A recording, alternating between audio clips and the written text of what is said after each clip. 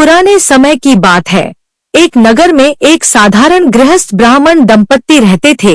पति का नाम सोमदत्त और पत्नी का नाम सुधा था। दोनों बड़े धार्मिक और भगवान के भक्त थे, विशेष रूप से बृहस्पति देव के परम भक्त। हर बृहस्पतिवार को वे व्रत रखते, पीले वस्त्र धारण करते, पीले चने और केले का दान करते और व्रत कथा श्रवण कर पूजन करते। किंतु पास के ही एक धनी साहूकार की पत्नी, जिसका नाम विमला था, वह बड़ी दंभी, अहंकारी और नास्तिक थी। उसे न तो धर्म में विश्वास था, न ही वह किसी पूजाव्रत में विश्वास रखती थी। वह सुधा को बृहस्पतिवार को व्रत करते देखकर हंसती और कहती कि इन व्रतों से क्या लाभ, धन तो मेहनत से आता है, भगवान से नहीं। किंतु सुधा उसे विनम्रता से उत्तर देती कि भगवान की भक्ति से चमत्कार होते हैं।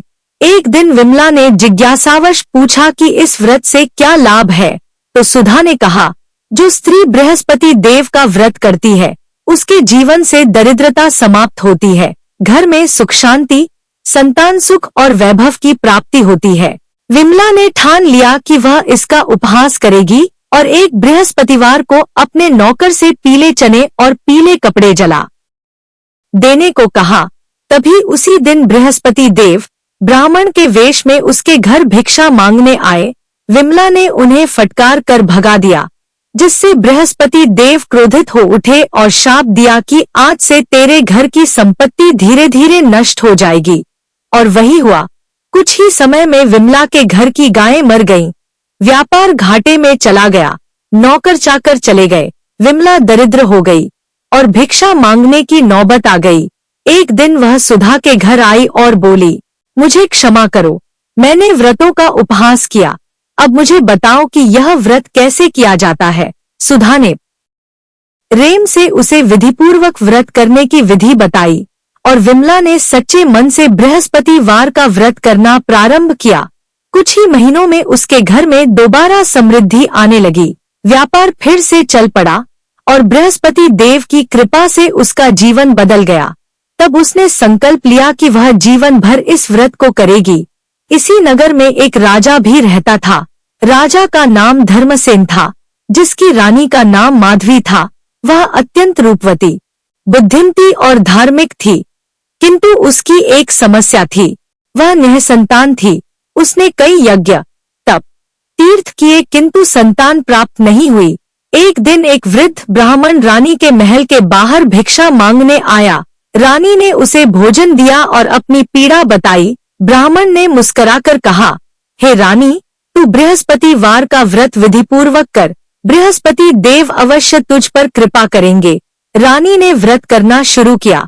पहले गुरुवार को वह उपवास कर पीले वस्त्र धारण कर, केले, चने, पीली मिठाई का दान कर बृहस्पति व्रत कथा सुनी और पूजा की। दूसरे गुरुवार को उसने और श्रद्धा से व्रत किया। इसी प्रकार 6 गुरुवार बीते और 7वें गुरुवार की रात रानी ने स्वप्न में बृहस्पति देव को देखा, जो दिव्य रूप में कह रहे थे, हे रानी, तेरी श्रद्धा से मैं प्रसन्न हूँ, तुझे योग्य संतान का वरदान देता हूँ। कुछ ही समय में रानी गर्भवती हुई और समय आने पर एक तेजस्वी पुत्र को जन्म दिया, जिसे देखकर समस्त राज्य में हर्ष फैल गया। राजा ने बृहस्पति देव का धन्यवाद करते हुए पूरे नगर में दान दक्षिणा की। तब से पूरे राज्य में बृहस्पतिवार का व्रत लोकप्रिय हो गया। लोग इसे जीवन की कठिनाइयों से छुटकारा पाने के लिए करने लगे।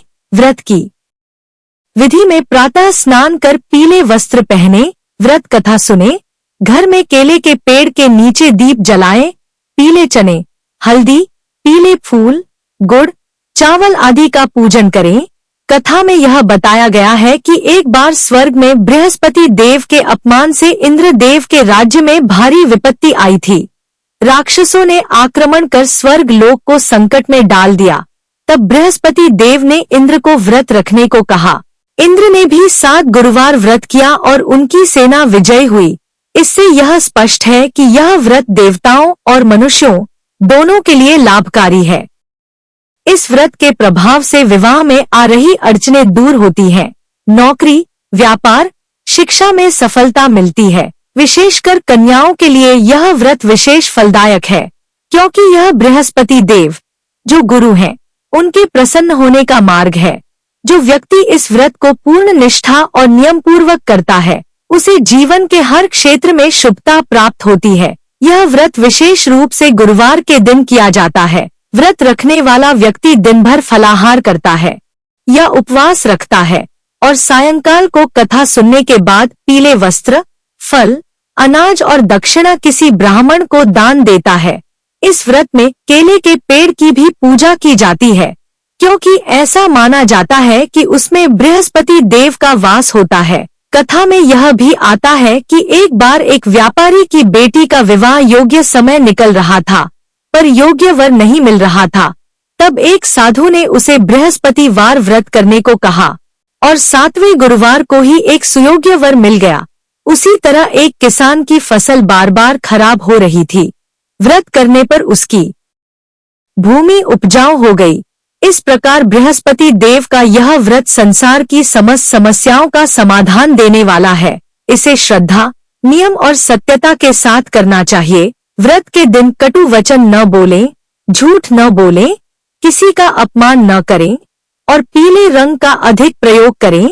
कथा के अंत में व्रती को यह संकल्प लेना चाहिए कि वह इस व्रत को अपने सामर्थ्य अनुसार नियमित रूप से करेगा और अन्य को भी प्रेरित करेगा। कथा को सुनने और श्रद्धा से पालन करने से मनुष्य को जीवन में सुख, समृद्धि, संतान, स्वास्थ्य और मानसिक शांति प्राप्त होती है। इस प्रकार बृहस्पति देव की यह कथा हमें यह सिखाती है कि सच्ची श्रद्धा और विश्वास से ही ईश्वर को पाया जा सकता है और धर्म का पालन करने से ही जीवन में स्थायी सुख संभव है।